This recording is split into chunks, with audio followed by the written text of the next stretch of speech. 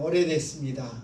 금년에 나이가 이제 14살인데 인터넷으로 이렇게 찾아보니까 사람 나이로 환산하는 법이 있더라고요. 그걸 찾아보니까 84살에 해당한답니다. 사람 나이로 따지면 84살이라고 합니다. 그 강아지를 보면서 나이 든 것이 저런 것이구나 하는 것을 이렇게 보게 됩니다. 잘 이제 안 움직이려고 그러고요. 한 자리 찾아서 따뜻한 자리 찾아서 있고요. 때로는 보면 꼭 저를 보는 것 같아요. 저도 이따끔 보면 이 소파에 앉아가지고 TV 보다가 혼자 졸고 있는 모습 보면서 야 나도 나이 든다 라는 걸 느끼는데 그 강아지가 딱 그러더라고요. 제가 오죽하면 동영상을 찍어가지고 집사람한테 야 보라고 앉아서 이제 주인이 뭐 하나 이렇게 보고 있다가 졸리는지 눈이 끔뻑끔뻑 막 감기고 고개가 떨어지고 그러다가 깜짝 놀라서 일어나고 이런 모습들을 보게 되고요. 그래도 병원에 데리고 가면 이 나이치고는 아주 건강하다고 그래서 얼마나 다행인지 모릅니다. 그런데 단 한 가지 뭐 눈에 백내장도 왔고요. 그런데 비교적 잘 보더라고요. 냄새도 잘 맡고요. 그런데 귀가 잘 안 들려요. 그 귀에 염증이 있는데 계속 그 병원 동물병원 다니고 또 약 받아다가 이렇게 소독도 하고 하는데 낫지를 않더라고요. 병원에서도 더 안 나빠지게 하는 것이 중요하다고 그러긴 하는데 아주 큰 소리로 이렇게 불러야만 듣고 또 이렇게 이제 못 들으니까 걔가 방울인데 방울아 불러도 못 들으니까 박수를 치면 깜짝 놀라갖고 쳐다보고 하는 그러다 보니까 소통이 안 돼요. 불러도 대답 없는 이름이고 그러다 보니까 좀 뭐 답답하기도 하고 이제 강아지 키우는 재미가 부르면 막 이렇게 오고 뭐 이래야 되는데 좀 안 됐다 싶기도 하지만 또 소통을 할 수 없으니까 좀 답답하기도 하고 그렇습니다. 이런 현상은 엘리가 대제사장으로 있을 때 엘리와 그 아들들 제사장들 혹은 이스라엘 백성과 하나님 사이의 모습이었다고 말할 수 있을 것입니다. 하나님이 이스라엘을 부르는데 이스라엘 백성들을 부르는데 하나님이 엘리 제사장을 부르는데 듣지 못합니다. 그러다 보니까 그 당시의 상황이 하나님의 말씀이 희귀한 그런 때가 되었다라고 우리 사무엘서에서 말씀하는 것을 볼 수 있었습니다. 문제는 하나님께 있는 것이 아니라 하나님은 계속해서 부르시는데 백성들이 듣지 못합니다. 알아차리지 못합니다. 그러다 보니까 하나님과 이스라엘 백성 사이의 소통이 점점 줄어들고 희귀한 것이 되었더라. 그때 하나님께서는 어린 사무엘을 부르시는 것을 볼 수 있었습니다. 사무엘이 아직 어렸을 때에 아직 하나님의 음성을 경험하지 못했을 그때에 하나님이 불러주셨습니다. 부름의 가치는 내가 불렸다. 누가 나를 부르더라. 그 부름의 가치는 나를 불러준 사람의 가치와 비례한다고 말할 수 있을 것입니다. 친구가 부른 부름과 부모님이 부른 부름이 같을 수가 없습니다. 길 가는데 모르는 사람이 길 물어보려고 나를 부르는 부름과 학교에서 선생님이 나를 부르는 부름의 가치가 같을 수가 없습니다. 솔로몬이 잠결에 들은 부름은 사람인 엘리 제사장의 부름이 아니라 하나님의 부르심이었습니다. 그러기 까닭에 그 부름은 어린 사무엘에게 엄청난 경험이었고 어린 사무엘의 삶이 어린 사무엘이 그의 삶을 송두리째 하나님께 의탁하는 그런 부름이 되었습니다. 사울이 수많은 부름을 들었을 것입니다. 수많은 사람들이 청년 사울을 부르는 소리를 들었을 것입니다. 그런데 다메섹으로 가던 중에 그를 불러주신 사울아 사울아 불러주신 주님의 부름은 결코 같은 부름이 아니었습니다. 그 결과 사울은 그의 인생을 주님을 위한 도구로 헌신하는 그런 모습을 볼 수 있습니다. 우리는 어떤 부름에 귀를 기울이고 있는가요? 어떤 부름에 예민하게 반응을 하는가요? 저희 집 강아지 이제 14살, 사람 나이로 84 돼서 귀가 잘 안 들리고 그렇습니다만은 눈치로 그러는지 지금까지 해왔던 것 때문에 그런 어떤 눈치 때문에 그러는지 뭔가 먹을 것, 지 좋아하는 간식, 지 좋아하는 밥 이런 것 놓고 뭐라고 말하면 어쩌면 그렇게 잘 알아듣는지, 예, 우리의 관심이, 우리의 귀가 누구에게로 어디로 향해져 있는지, 어떤 부름에 우리는 예민하게 민감하게 반응하는지 우리는 살펴보아야 할 것입니다. 오늘 본문은 요한이 잡힌 후 예수께서 갈릴리에 오셔서 하나님의 복음을 전파하여 라는 말로 시작합니다. 시각은 요한이 헤롯에게 잡혀서 감옥에 구금된 이후에 다음이었습니다. 공간은 갈릴리 지역이었습니다.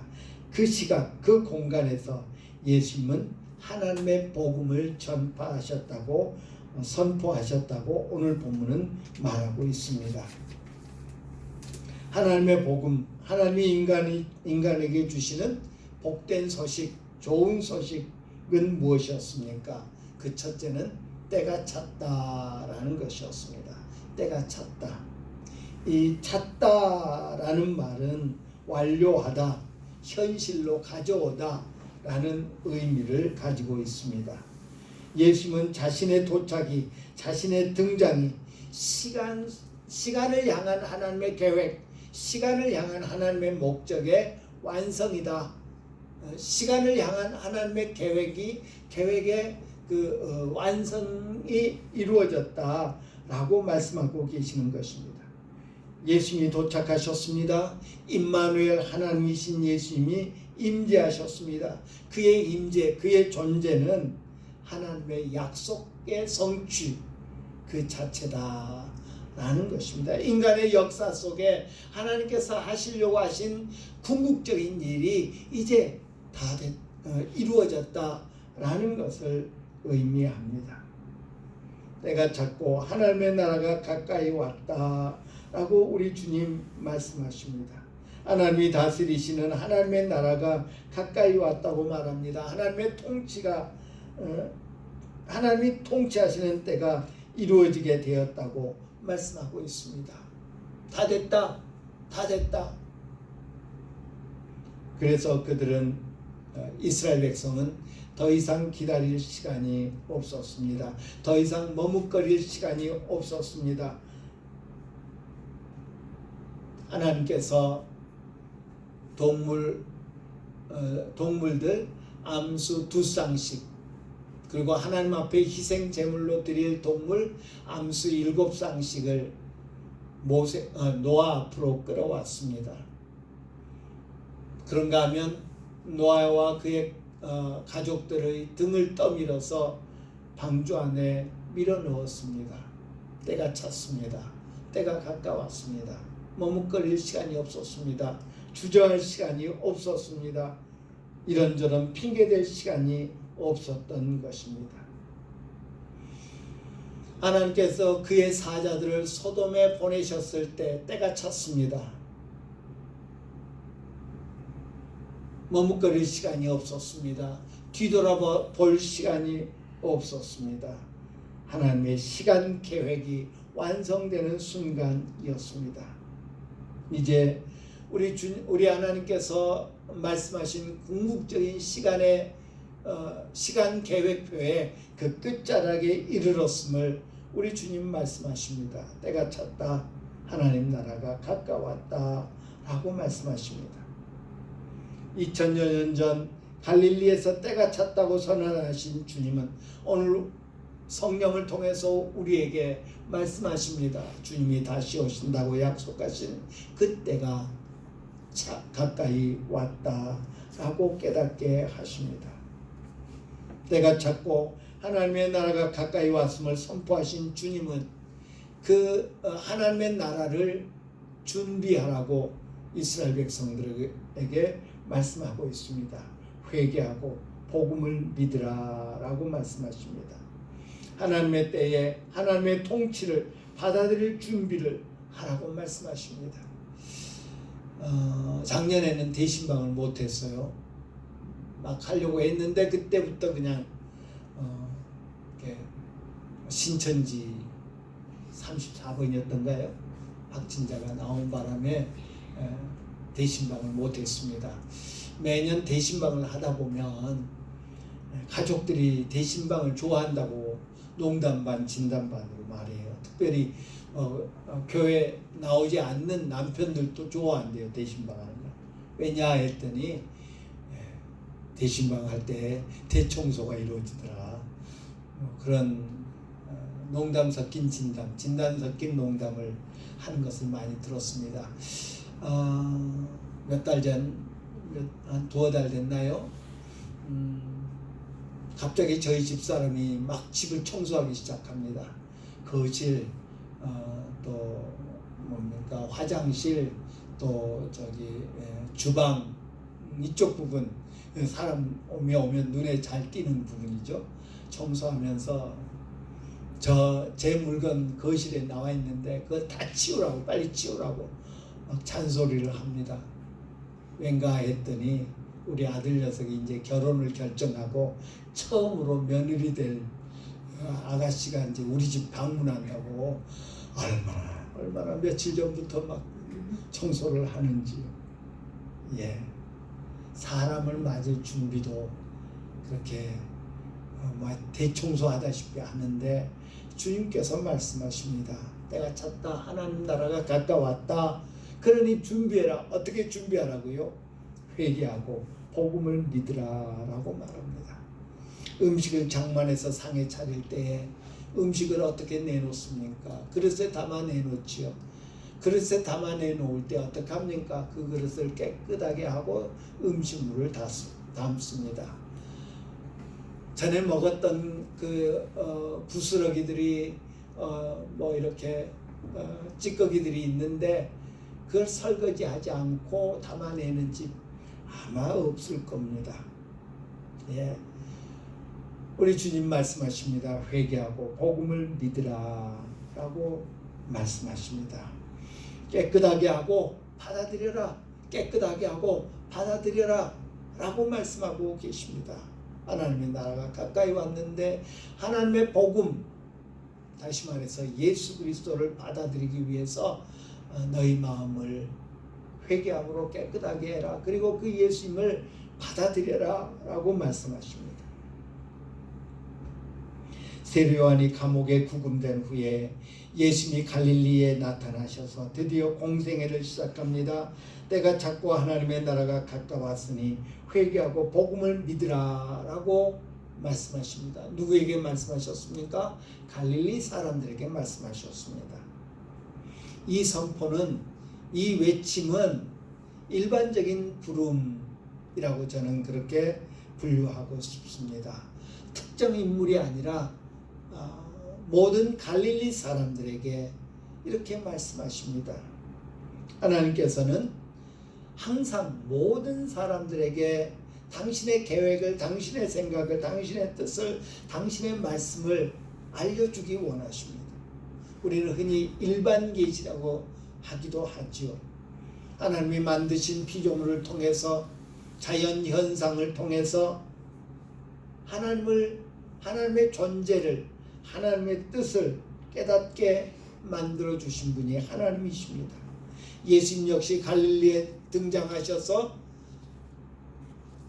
하나님 때가 찼고 하나님의 나라가 가까웠으니 회개하고 복음을 믿으라고 외치시는 그 외침을 통해서 갈릴리 사람들 모두에게 준비하게 만드는 그런 모습을 발견할 수 있습니다.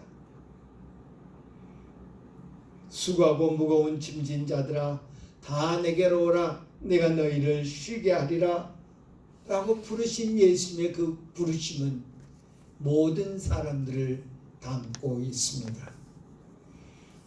힘들고 지친 모든 인생들아 다 내게로 오라 다 오라 라고 우리 하나님 부르십니다. 우리 주님 부르십니다. 일반적인 부름입니다. 동시에 하나님은 자신의 일을 세상에서 이루기 위해서 특별한 사람들을 부르십니다. 예수님이 탄생할 때에 지극히 낮고 평범한 사람들을 대표하는 목자들을 부르셨습니다. 그런가 하면 메시아가 오기를 간절히 사모하면서 하나님을 경외하는 사람들의 대표로 시므온과 안나라고 하는 어르신들을 부르셨습니다.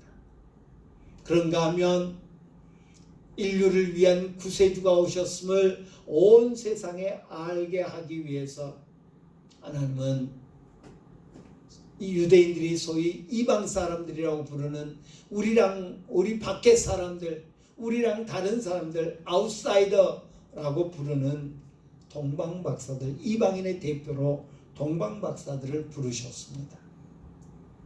이것은 특별한 부르심입니다. 오늘 본문 16절 이하의 부르심이 바로 특별한 부르심이라고 할 수 있을 것입니다. 오늘 본문은 예수님이 제자들 네 사람을 부른 사건을 기록하고 있습니다.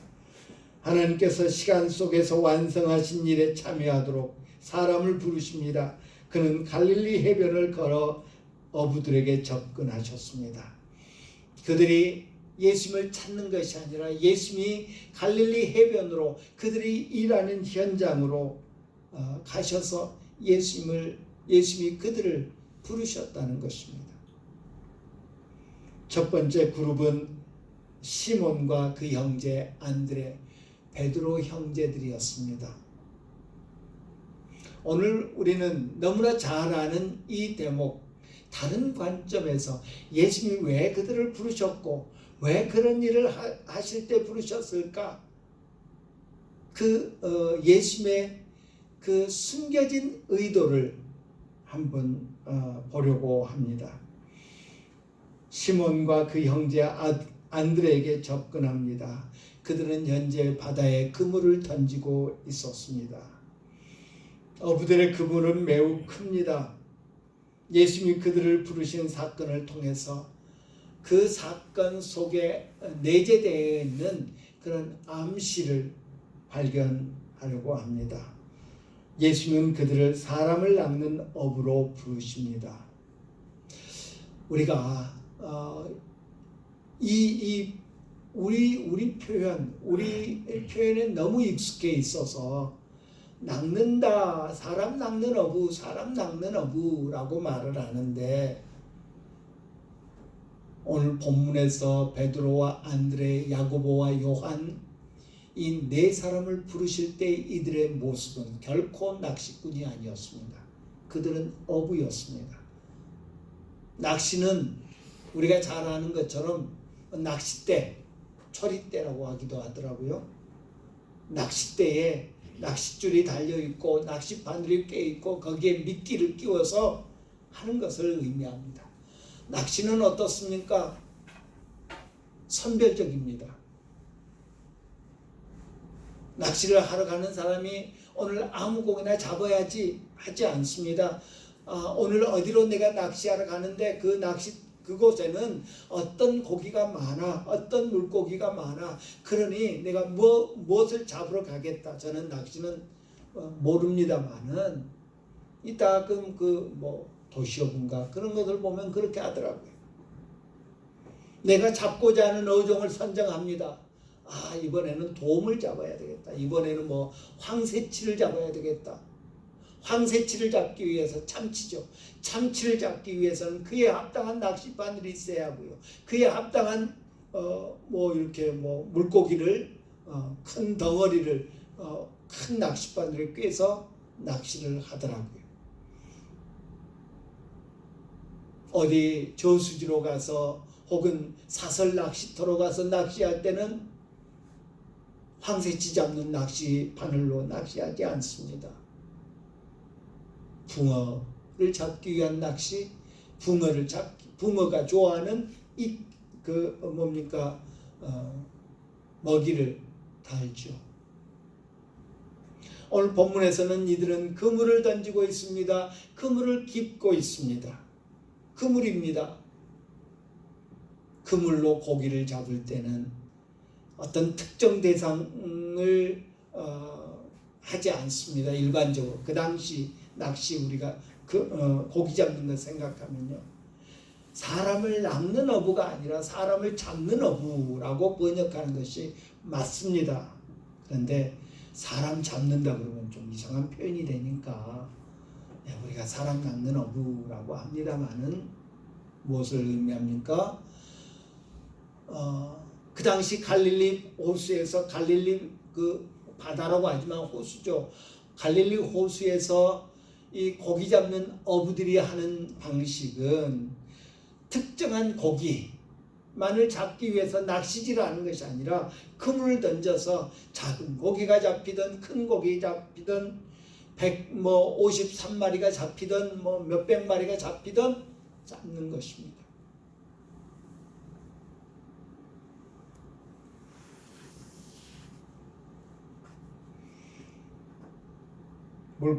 어떤 물고기를 선별적으로 잡으려고 지금 하고 있지 않다는 것입니다. 무엇을 의미할까요?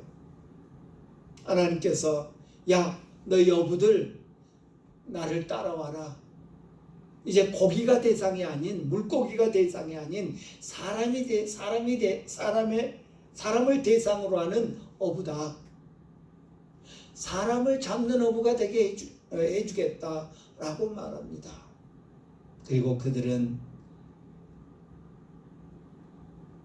나중에 예수님을 위한 사역자로 쓰임 받을 때 낚시질하지 않았습니다. 저 사람은 어쩌니까, 저 사람은 어쩌니까. 제가 한 번은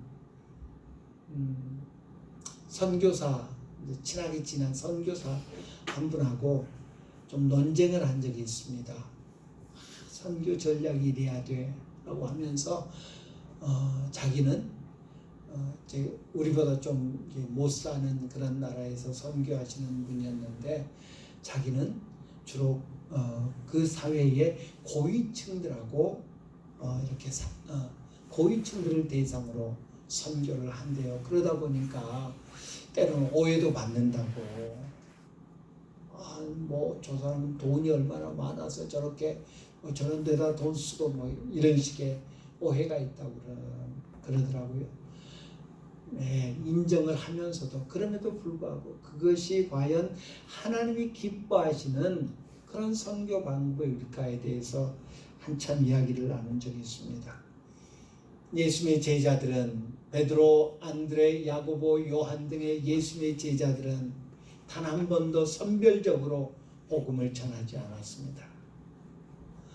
저 사람이 예수 믿으면 내게 유익이 될 사람, 저 사람이 예수 믿어봐야 별로 도움이 안 될 사람, 그렇게 사람을 가리지 않았다는 것입니다. 어디 베드로와 요한뿐입니까?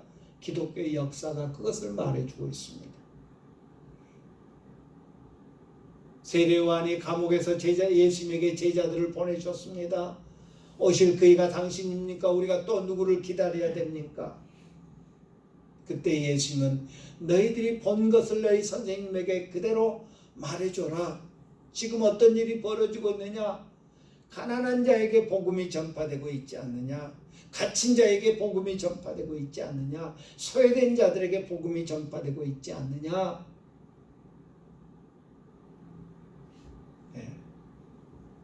전도 대상의 구별이 있을 수가 없습니다. 이들이 그물을 던져서 고기를 잡습니다. 뜻밖의 대어가 잡혀 올라오기도 하겠죠. 그러나 때로는 에게 이거 뭐 시장에 내다 팔 수도 없는 거네 라는 잡어가 올라올 수도 있습니다.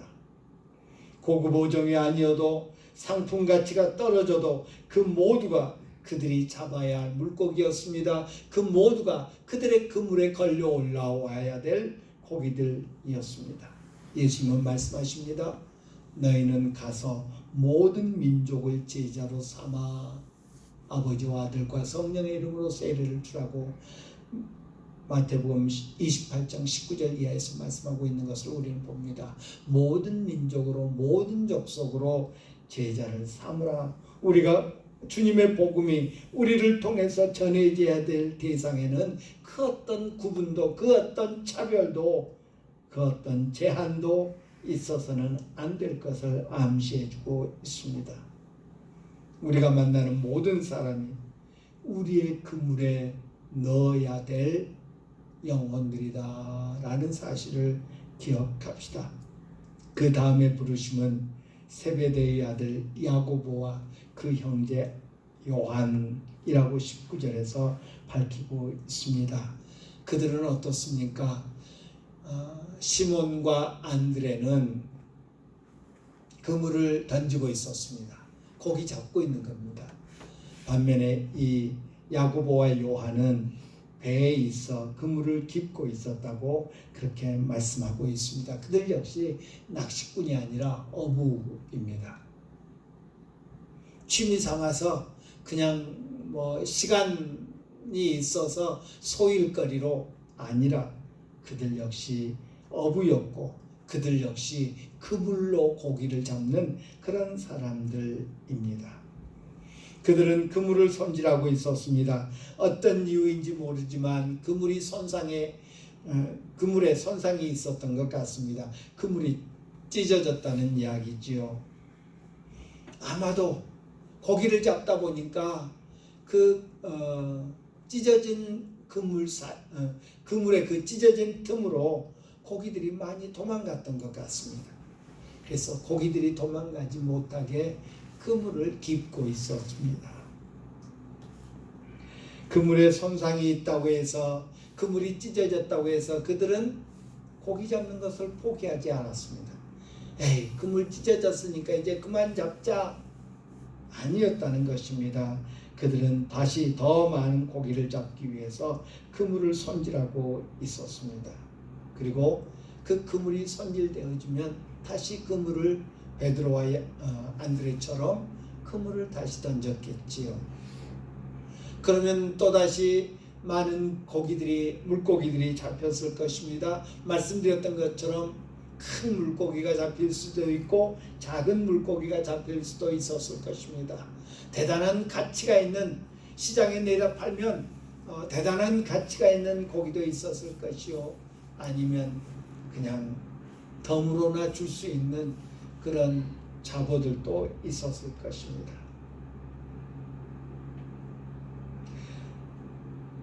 그런 어부들은 물고기 잡는 일을 멈추지 않습니다. 그물을 기워서 다시 그물을 던집니다. 그러면 어떻게 될까요? 많은 고기들이 다시 잡히겠죠. 그 고기들 중에는 이제 그물에 찢어진 틈으로 도망갔던 고기가 다시 잡히기도 할 것입니다. 포기하지 않으면요. 잡았다고 생각했던 물고기가 그물에 찢어진 틈으로 도망갔다고 좌절하며 물고기 잡는 것을 포기하면 올바른 어부의 모습이 아닐 것입니다. 어부들은 수시로 그물을 손질하여서 또 그물을 던집니다. 많이 잡아서 만선이 되었을 때에도 한 마리도 못 잡고 빈 배로 돌아와도 어부들은 그물을 손질하는 일을 멈추지 않습니다. 그리고 또다시 던집니다. 언제 어디서 어떤 물고기가 잡힐지 잘 모르는 그런 어부들은 그물을 손질하여서 고기가 많이 잡히도록 노력합니다. 내가 원하는 고기가 아니어도 비록 상품 가치가 떨어지는 고기라 할지라도 어부들은 고기 잡는 일을 계속합니다. 그러기 위해서 그물을 깁는 일을, 그물을 던지는 일을 멈추지 않더라라는 것입니다. 예수님은 고기 잡는 곳에 가셔서 여러 어부들을 부르셨는데 다른 사람들을 앞게, 다른 사람들을 주님께 데려오게 하기 위함이었습니다. 주님은 우리를 어떻게 불러주셨습니까? 그리고 우리가 하여야 할 일은 뭘까요? 우리는 전도에 대해서 어떤 생각을 품고 있습니까?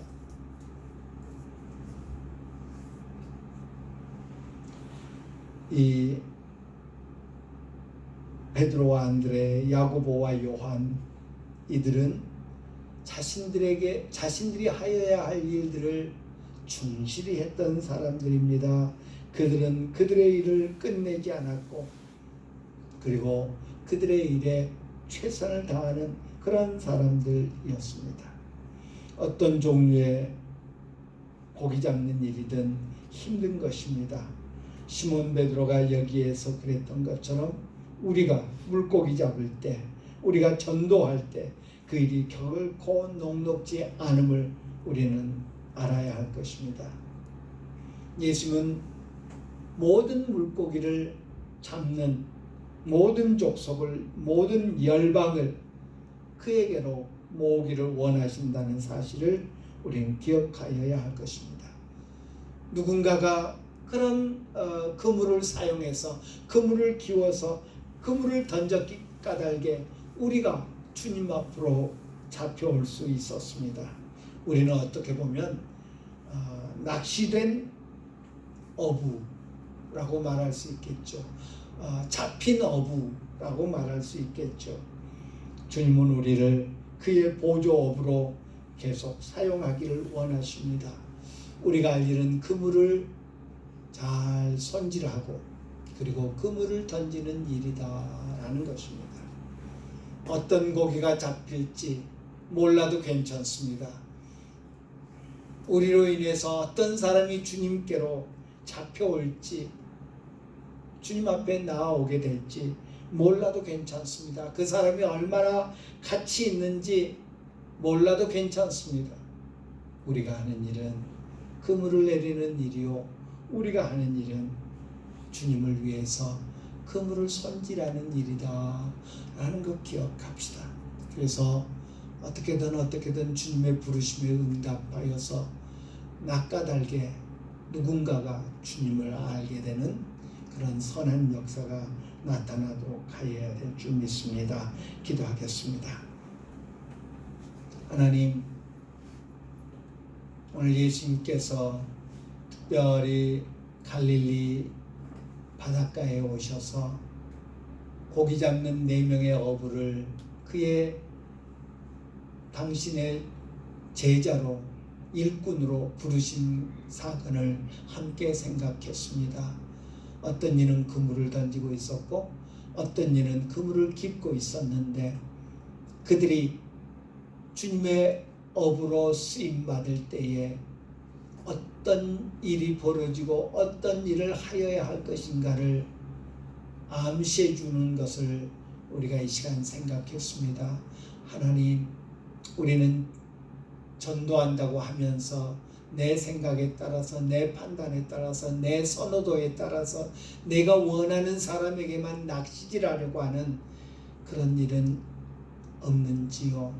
하나님, 내가 만나는 모든 사람에게 복음의 그물을 내릴 줄 아는, 그리고 혹여라도 놓쳤더라도 다시 그물을 손질해서 또 그물을 내리는 일을 멈추지 아니하는 저희들 다 되게 하여 주시옵소서. 한번 전하고 돌아서는 것이 아니라 다시 또다시 그물을 내릴 때에 언젠가는 잡혀서 주님께로 나아오게 되는 그런 날이 있게 될 줄 믿습니다. 네, 하나님, 기도하며 주님의 부르심에 베드로와 안드레와 야고보와 요한처럼 즉각적으로 반응하는 저희들 되게 하여 주옵소서. 예수님의 이름으로 기도합니다. 아멘.